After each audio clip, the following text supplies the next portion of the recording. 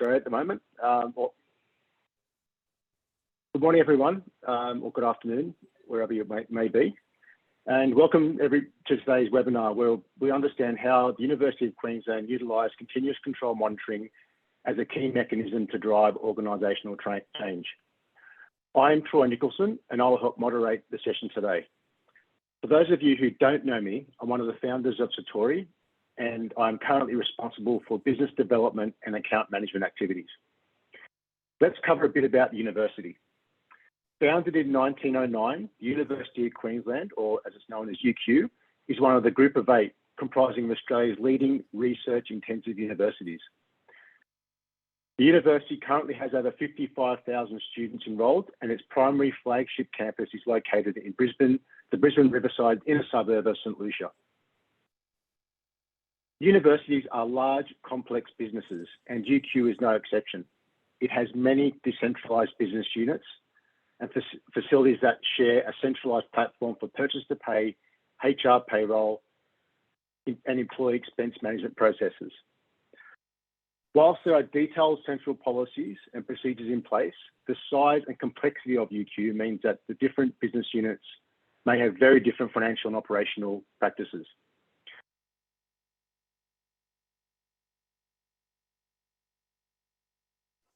I would like to introduce our 2 presenters today, Georgina Larkins and Tracy Lawrence. Welcome.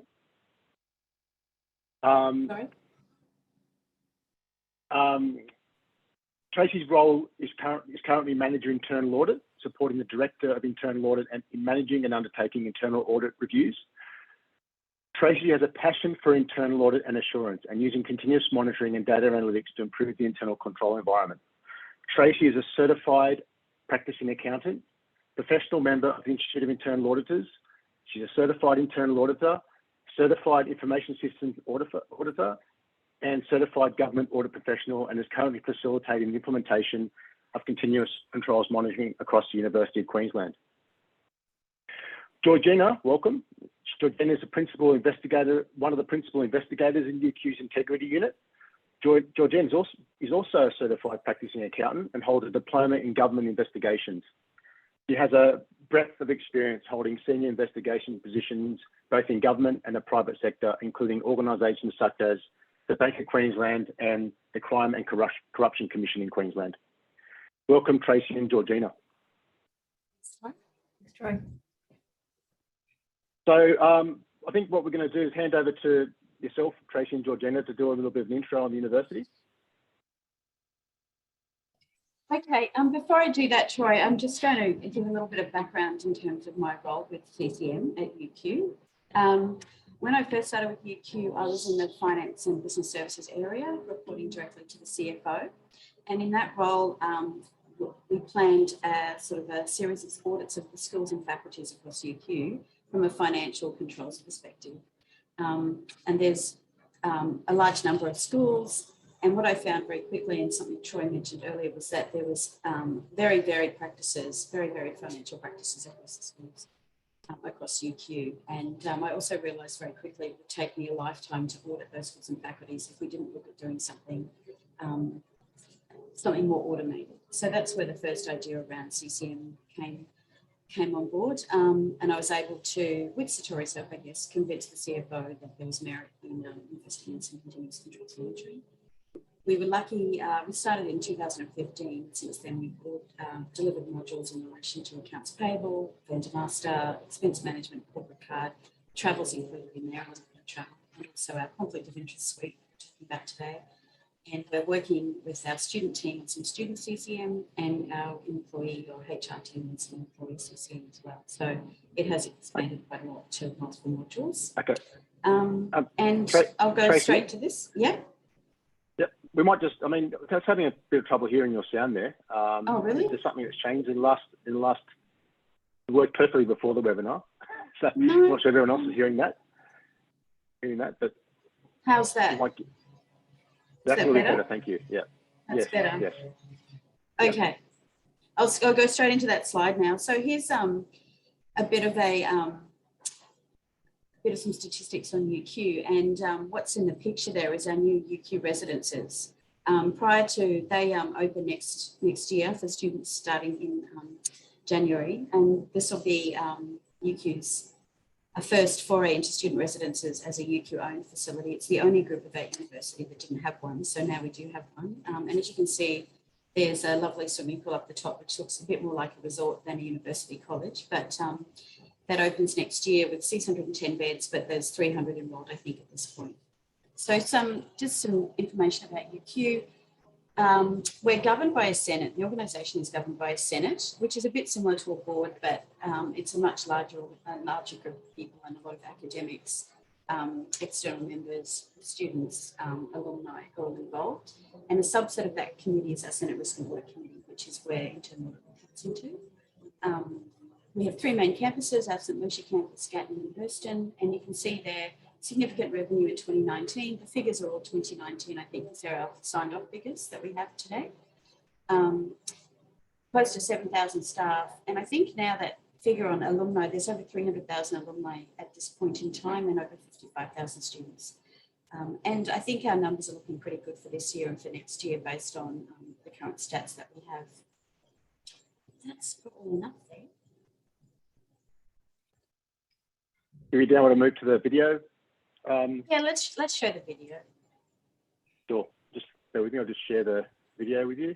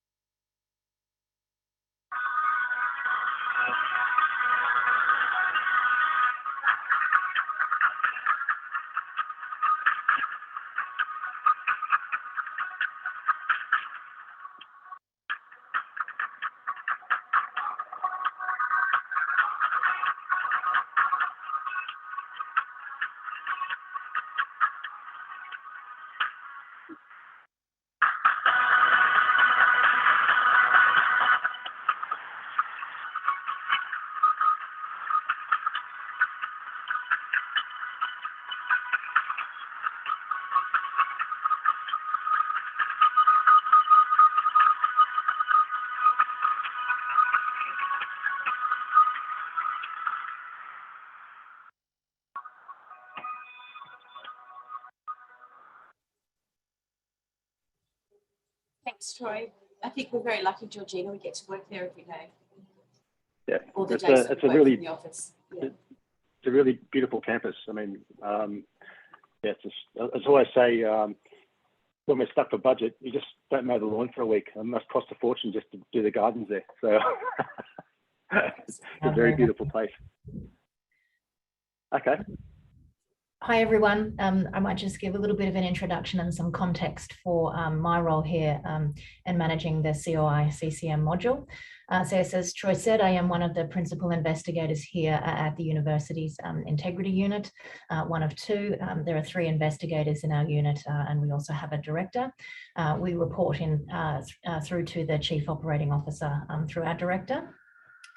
Just to provide some context for CCM, so the IU has responsibility for COI advisory here at the university and particularly responsibility for managing our conflict of interest CCM module.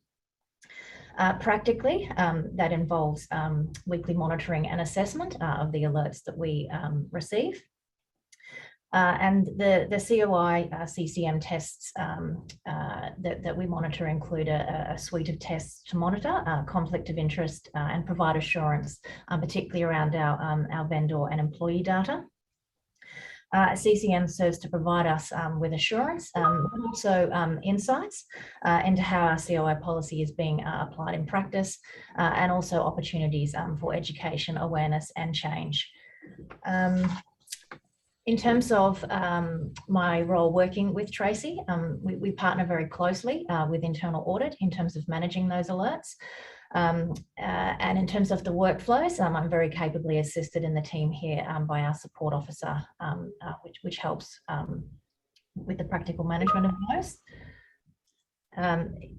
And in terms of some past experience that I have from prior roles, which I think has been a real benefit to working our CCM, quite familiar with working with fraud alerts on a daily basis, and the idea of triaging and assessing alerts. So I think that combined with past experience of using that data to provide insights to drive change in education has also been very helpful. So hi everyone.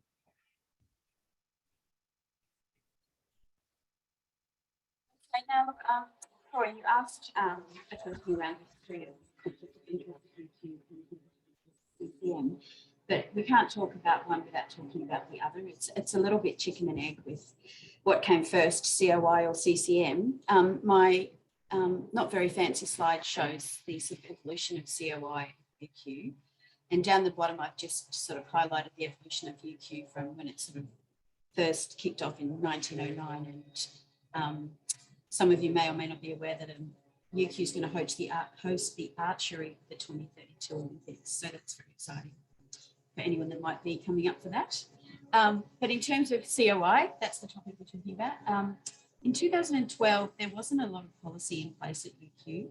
I think our head of integrity came in around that time and started doing some work, doing some investigations, and identifying that a lot of the root causes of some of the investigation issues was around conflicts of interest at the university. Between 2012 and 13, I think our policy was developed to become a bit more structured. But when internal audit sort of started looking at compliance with the COI policy, we found quite limited compliance. And, sorry, Tracy, sorry, it's, you might have to speak closer to your mic again. It's just getting it's gone into every second word. So, sorry, guys. Yeah. Okay, so in 2013, is that better? Yeah, that's better. Yep, that's perfect. Sorry. Yep.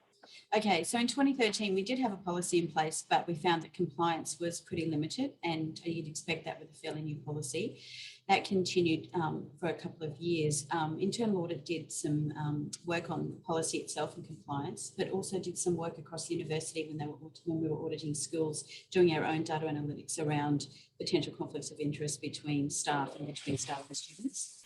And we did find a lot of strange things when we did that work, and we started to sort of I guess, lobby for more control over conflict of interest. At the same time, the integrity unit was lobbying, I guess, for better controls over conflict of interest, and it was a bit of a slow boil. It wasn't until we had a significant research conflict that was brought to the attention of senior management that the university really started to pay attention and established a conflict of interest committee, mainly focused around research. That was the burning platform, I guess, for the university. Which then had the endorsement of our senior executive and our Vice Chancellor's Risk and Compliance Committee to go forward with developing a proper policy, a declaration process, training, and an automated register. So between 2012 and now, that's evolved, and we now have an automated sort of annual process for declaration and declaration when anything changes. But it has taken a while. I guess parties that were integral to that were Internal Audit, were Integrity Investigations Unit, was this committee, and was our Vice Chancellor's Risk and Compliance Committee, and HR took a lead on the policy. David, originally, the head of integrity, owned it in the beginning. And this is where I can bring in the CCM element. So in the beginning, the policy was owned by our head of integrity, and as a way for him to monitor assurance with that policy, Internal Audit helped facilitate CCM around conflict of interest, which involved that employee versus employee, or employee versus vendor matching, employee vendor ABR details matching. And with the university, and Georgina will go into this a bit later about some of our nuances, a lot of academics are on boards or have their own companies. So that's why it was useful to have that ABR data for us particularly. I think, have I got that right, Georgina? Is there anything else we need to add in there? And Georgina, I guess, came on board. When did you come on board? So I've actually only been with the unit since the start of last year, coming up 2 years. Great time to start, just when COVID happened. Right. Yep. Okay. So I think that's about it, isn't it? Yep. Yeah, I think that's it. So what we're going to do is we've just some housekeeping. I think I skipped at the start. If we're going to ask, we've got some pre-canned questions. We're going to ask Tracy and Georgina, and if anyone's got any questions they want to ask the panel during this next 15 or 20 minutes, please feel free just to jot them inside the Q&A box, and I'll try and, time permitting, I'll try and stop the conversation and then ask the question. So, so I guess first question is, what would the potential conflict of interest risk at the university like? I think you may have covered some of that already in your just preamble there, Tracy and Georgina. So anything else to cover off on that? I'll start and Georgina will join me in this one. A couple of years ago, conflict of interest was actually a #1 top risk for UQ, and that was mainly around the research space. And the risk was around, I guess, reputation over the long term, in particular in terms of research conflicts and loss of credibility and stakeholder confidence in UQ. The mitigating treatments for that were having a better policy, having training, having an automated register. And that's all happened. So now it's been taken off the top risk list. The work that we do on COI CCM is more about employees and vendors. It's more about dollars and people. It's not so much about research. That's something we'd like to expand in future. But what the CCM did help with was it created awareness that there were a lot of conflicts, which helped really to, and I didn't mention this with that last slide, it did help to raise awareness across university that, yeah, there are conflicts out there, and we should be mindful of those. And that helped to support, I guess, the activity that led to our current position. But is that enough, Georgina? And you can add your...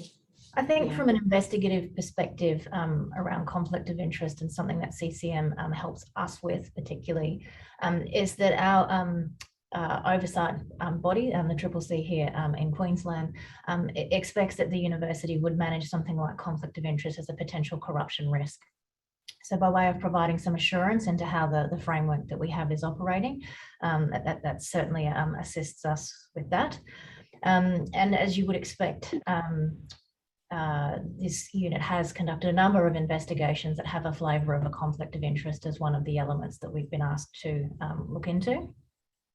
I think Tracy has already touched on the research work done at the university, which probably prompts some particular conflict of interest considerations that need to be made. So I think the only other thing I just sort of expand upon from what's already been spoken about is very much the relationship-based nature of the work that happens at the university. So that's not limited to research, but it certainly would be a big part of that. So that might be us working with industry partners. It might be other external associations, secondary employment consultancy, publishing and other sorts of collaboration. So the framework that Tracy's just spoken to in terms of the history of COI, of which CCM is a very important part, certainly gives us a comprehensive framework to work within, and CCM is very much one of our important monitoring tools.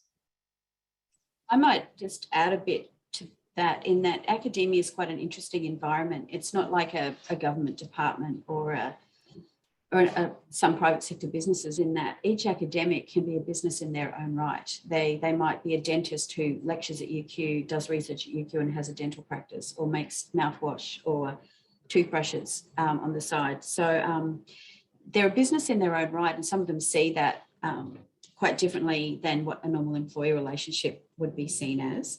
And so that does create, I guess, an increased likelihood and risk around conflict of interest.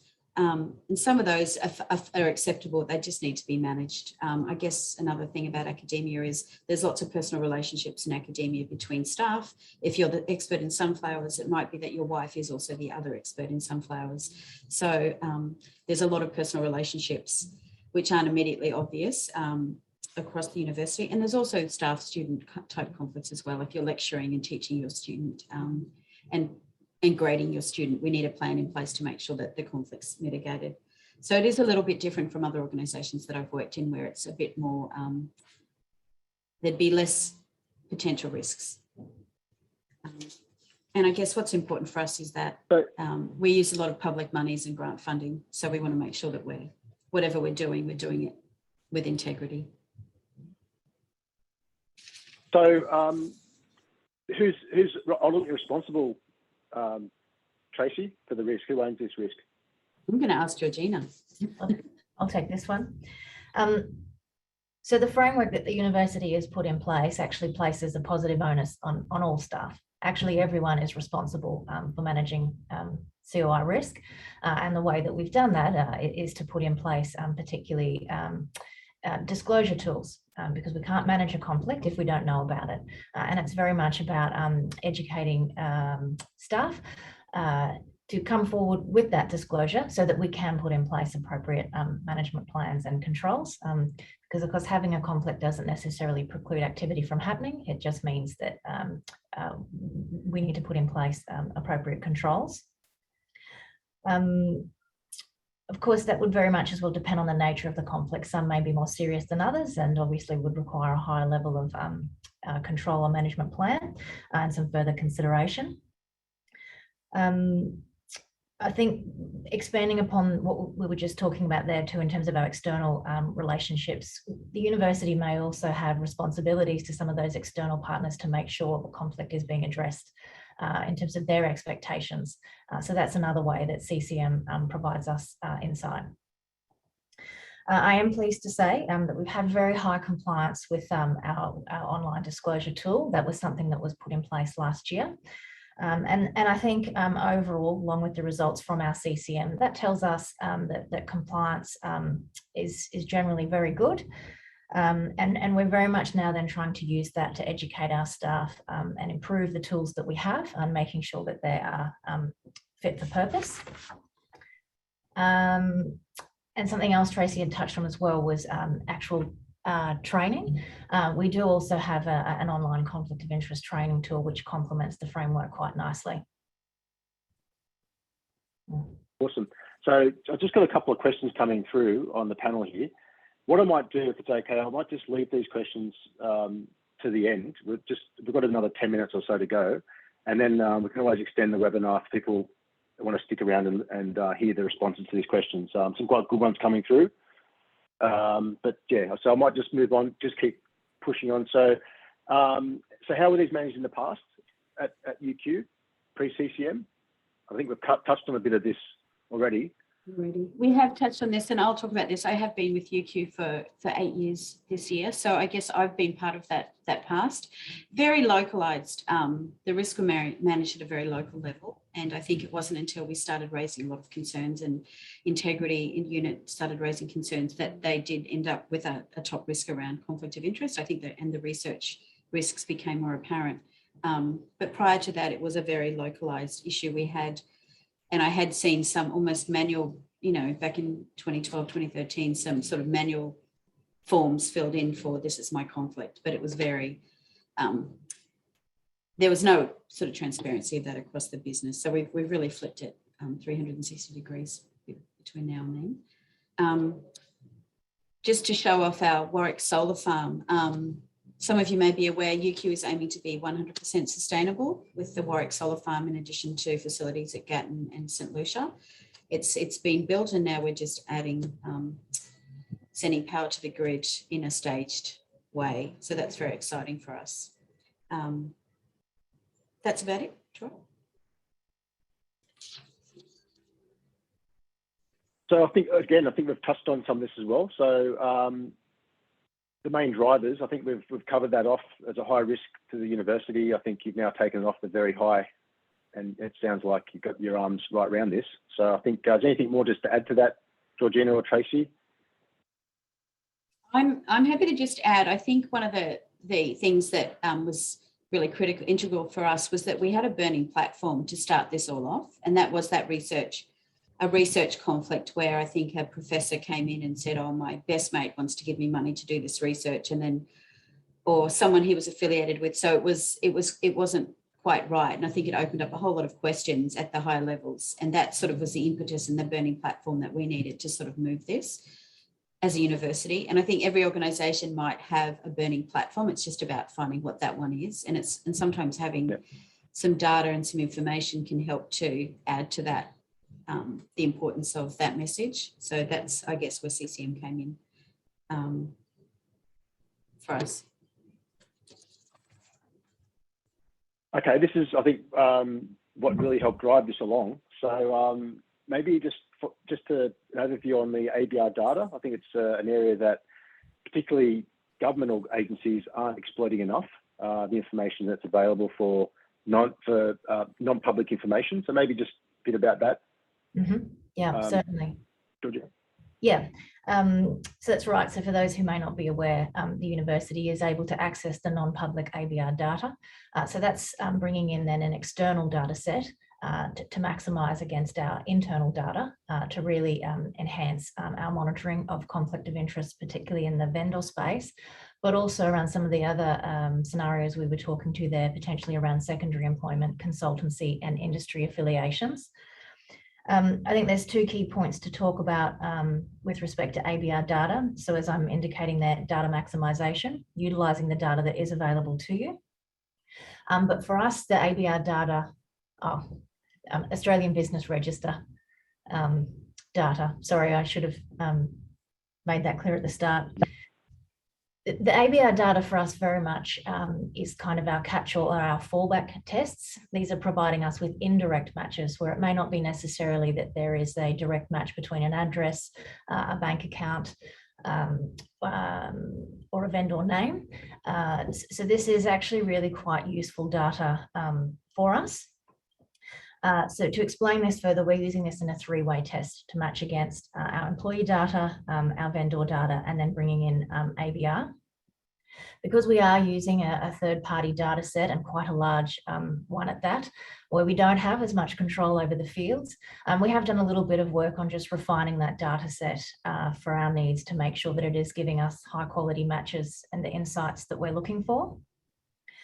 And I think just to round that out again in terms of what we've been saying about the type of environment here at the university, this data is particularly useful given the number of external affiliations and industry partnerships that we have and the professional activities that a lot of our staff undertake. Because we need to be able to monitor that in the right way to ensure that any particular conflicts around that are being managed. I can just see, Troy, we're getting a few different questions about ABR data, so maybe I do need to go back to the start and just talk a little bit more about that. We're talking particularly there about the type of data you'd normally get sort of from your ASIC type company searches. It gives us insights into company associates, company contacts, so particularly for us that's around directorships, but also registered business names and sole traders. Thank you, Troy. Yeah, so look, there are still ways to monitor conflict of interest for folks out there that are private enterprise. However, if you're in a government agency or a university, you do have access to this non-public data. We'll share the presentation with everyone at the end, and we can also share these links if you weren't aware. Simply what you do is register, and it's an online download that UQ, I think we do every month. For UQ, when we run that against all the other data sets for you. Yeah, we run it every week. So we run a new data set every week. Yeah. Well, every week, so do that. Yeah, every week. So it's so sorry, Troy. Sorry, Troy, just before we finish on the ABR data, I think perhaps a better known case study potentially that might illustrate how something like ABR public data could be useful for agencies would be the Tahitian prince case from Queensland some years ago now. I'm not across the particulars of that case in detail. As I understand it, I think there was a business that was registered by that perpetrator, and had there been something like CCM at that time, it might have provided some insight into a potential match between an employee and a vendor. So that was something I thought was worthwhile illustrating. It's a very simple check that maybe a lot of agencies are already doing at the front end, but of course when those controls fail or are subverted or whatever the case may be, this is where something like this would be very useful to provide insights. Yeah. And I think the challenge for a lot of agencies out there is just the sheer volume of data. And now the ability to do this every single week it's just not easy without a tool like a CCM tool, like Satori CCM tool. So I think that's been the showstopper for most agencies out there. It's just having the platform to do this analysis on a weekly basis. So we've got another couple of minutes to go, ladies, on this call. So just anything you would have done differently? Any lessons learned to share? Or went perfectly? It's just like not a problem at all. Oh, beautiful. Can everyone hear me again? I'm happy to go first, Georgina. I think what we would have done differently, I think this is a bit of a question about what's gone well, what maybe hasn't gone well. But I think for me, having been involved in starting this off at UQ, enlisting as CCM, this is around CCM generally, I would have made sure we had a CCM champion sort of on our team. Now, we did have the CFO, but he wasn't as much of a champion as I guess we probably needed. And that champion would have helped with potentially the resourcing around the teams that look at the exceptions. I mean, Georgina's been fabulous in her time here in that she's put a lot of thinking into the CCM tests to get the most out of them and the most and to refine the tests so that we get most high quality matches. And she liaises with schools and faculties about the issues that are raised. So that's been a wonderful process. But in some other areas like accounts payable, we have had lots of staff turnover and we've had to sort of resell CCM each time we've done it. So having a champion would have been better. And we do actually have our chief operating officer who sort of agreed to be our champion going forward. So that should be great. So that's something I'd recommend for everyone. CCM is really about people. It might be an automated tool, but it's really about the people that put their thinking into the tests and put their hard work into reviewing the exceptions. So having those great relationships with all your stakeholders is really important. I'm not saying we don't, but it's just so important to the success of this long term. And it's that constant stakeholder engagement because, as I said, people change, jobs, new managers come along, new systems come on board, staff leave, resources, like with COVID, we lost a lot of resources with our voluntary separation scheme. So things do change continually.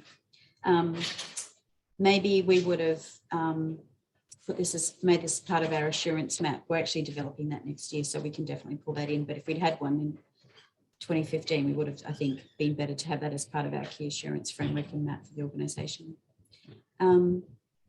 And better governance over CCM with maybe key stakeholders meeting regularly from the different areas affected to help provide input and refresh the thinking on CCM on a regular basis. Georgina. Okay. Yeah. Actually, before I go, the cost in CCM isn't necessarily so much in putting it in place. It's actually the resources needed to, I guess, investigate those exceptions. So that's, yeah. Yeah, I just really echo what Tracy said there, and I think it would be remiss of me if I didn't give a plug for the key stakeholders that we work with here to assess those alerts. They really are very critical to maximising the use of those alerts. There's no point having them unless we do something with them. Not every alert is a problem, quite the opposite. Definitely they are critical to the success of CCM and driving change around what also they need from these sorts of tools. So I think we've touched on this already, just senior management, the audit risk committee, everyone's obviously across what we're doing, and the feedback from them is obviously very positive. Look, our Senate Risk and Audit Committee loves the fact that and our chair in particular loves the fact that we have CCM in place, and they see us as a leader in this space across the higher ed sector. Senior management, our COO, his common phrase is, I love this stuff, I want more of it. Our former CFO said the same thing. So senior management tend to be very on board. It's more middle management, I think, that are people that you really need to get the buy-in from, because they're the ones who really have to allocate scarce resources to make it work. And it's also, another tip is timing. Don't implement CCM over HR and payroll when you're putting a new HR system in. We didn't do that, but timing's everything in this space. But Georgina, have you got any more feedback around stakeholders or feedback? I think maybe from a staff perspective, to point to what we would make of their engagement, I suppose, with the framework and particularly the disclosure tools, that uptake has been extremely high and very positive. So that's certainly a good platform for us then to build on as we look to continue to improve the disclosure piece from the staff perspective, going back again to sort of managing the risk from the outset. But I think externally in other forums, and again, thinking about our oversight body as one example, they too have been quite impressed that we have these sorts of tools in place to give us assurance around how we are managing our conflict of interest risk.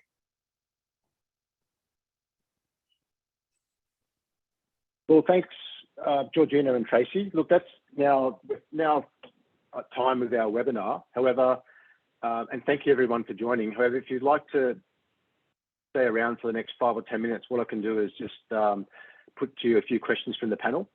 Is that okay, Georgina and Tracy? So one of the questions was, can you elaborate on the test you used to identify conflicts of interest using CCM?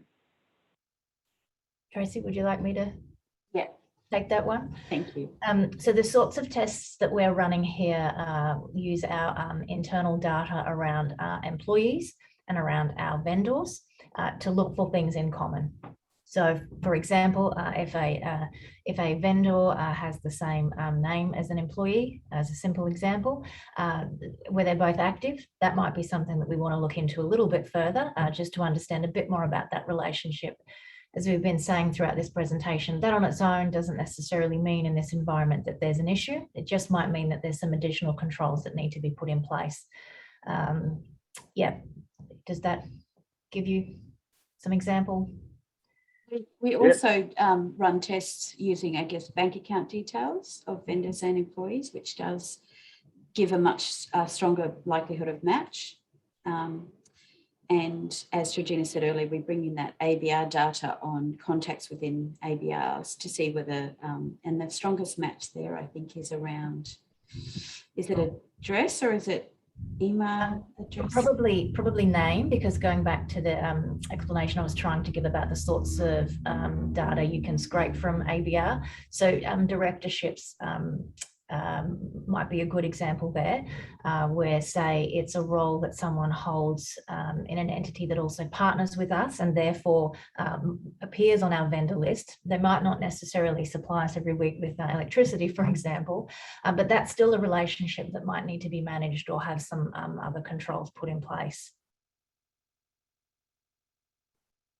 The next one's $1 million question, which is, what have you found is a successful approach to education that gets the right behaviour you're seeking? Tracy? Georgina? Yeah. Georgina? So I think a lot of... The carrot or the stick, is it? Oh, sorry? The carrot or the stick? Yeah. Very much carrot at this point. And I think the fact that we have had such high uptake in terms of using the disclosure tool by staff really points to the efforts that we've made as being very successful. The conflict of interest online training tool that the university has in place, I think, is also very helpful. But last year, it was very much about a campaign of awareness, asking people to use the tools to make disclosures, not just around conflicts. For that matter, it draws in other things such as secondary employment. It's about telling them why we want them to do that, why we need them to do that. And that would include things like managing the very important relationship and research partnerships that we have. And I think driving that out to a local level as well and getting them on board to really educate their teams about the importance of making these disclosures for the university, for themselves as well. I think too, what's helped Georgina is that the integrity unit does liaise with schools and faculties when they do come up with an exception that needs to be looked at. So I guess the school managers and the institute managers are very aware of conflicts and how important it is to manage those. So I guess that may have also helped with encouraging staff to declare their potential or actual perceived or potential conflicts and continue to do that. And sorry, Tracy, just the thought that's occurred to me a bit late, but I think is important to say as well. Having a conflict is actually very normal. All of us in some way have some kind of conflict of interest typically in our professional lives. It doesn't necessarily have to preclude the activity from occurring. So I think it's very much about trying to change that mindset as well in the education tools that we are using. Thanks, Georgina. Thanks, Tracy. I have a couple of questions here around the disclosure tool that you're using. Did you develop it yourself, or is it something you've purchased?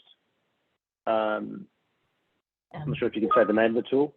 No, we developed that ourselves, Tracy, I believe. Okay. Yeah.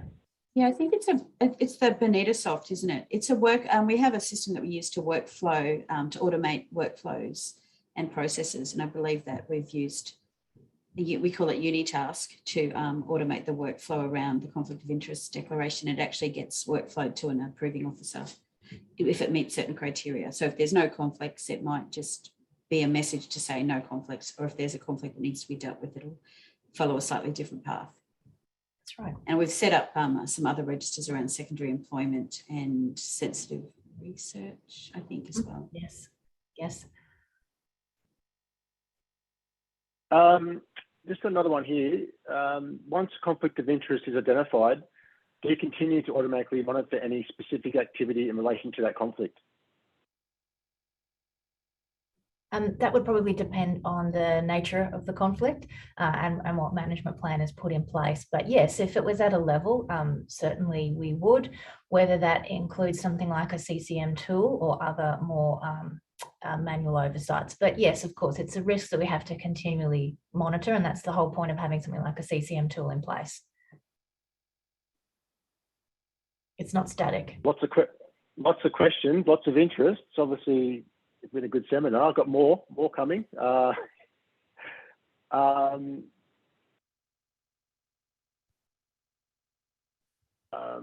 be great if you could see a sanitized version of the tool in action. We can definitely arrange that. No problem at all.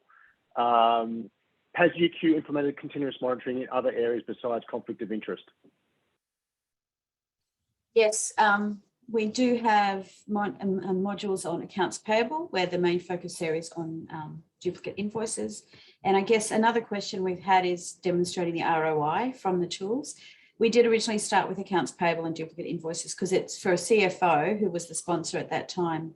The money does talk, and we have, I think, there's close to $3.5 million worth of savings since 2015 that CCM identified. We can't say hand on heart that the organisation wouldn't have identified those as well, but CCM's been able to sort of highlight those, have them actioned, and then quantify those. The other tests we have in place are around our vendor master, making sure we've got a clean vendor master file, no duplicate vendors, no dodgy vendors.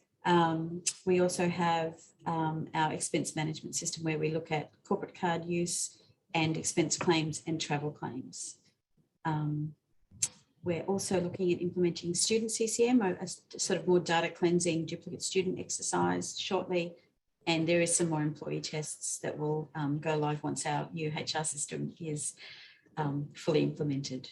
So we do have visions for more suites going forward, but we need to do a lot of work on our business case and to get the these days we've had clients come to us asking for CCM, and that's the way we do prefer it. For students, they came to us flagging a problem they had and wanting our help. We'd like that. And we've got another area that we're looking at that we won't talk about today that we may be able to do a similar thing with next year. But yes, it is it's been something we're trying to do.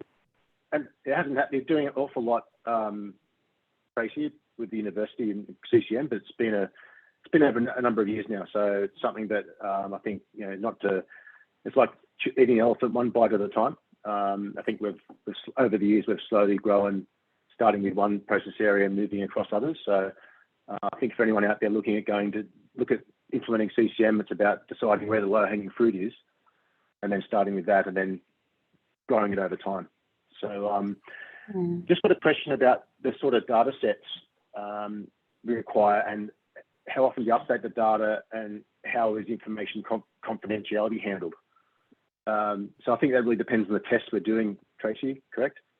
Yeah, the main, we have our servers on site at the moment, and that was something UQ wanted from a security perspective. We didn't want, that's changed. We've gone with a sort of cloud first policy in the last few years, but in 2015, it was very much something we wanted to keep on site. So our data is all contained here at St. Lucia. And it was the employee data that was of most concern in terms of the privacy around that. So that's how we sort of secure ourselves using all of our own sort of security arrangements. In terms of data sets, our main data sets are obviously our employee data, our financial vendor data, our now our student data. And we do bring in some other data around our corporate card system, and we do sort of we use multiple data sets in different tests to bring in, say, corporate card data, financial data, and employee data into the same tests.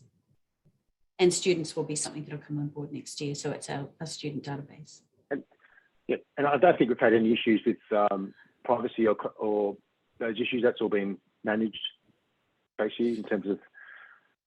Yeah, that hasn't been an issue to date. And particularly things have changed a little bit with sort of the cloud software approach that we've taken on board. Yep. But there's definitely some new frameworks we need to look into around.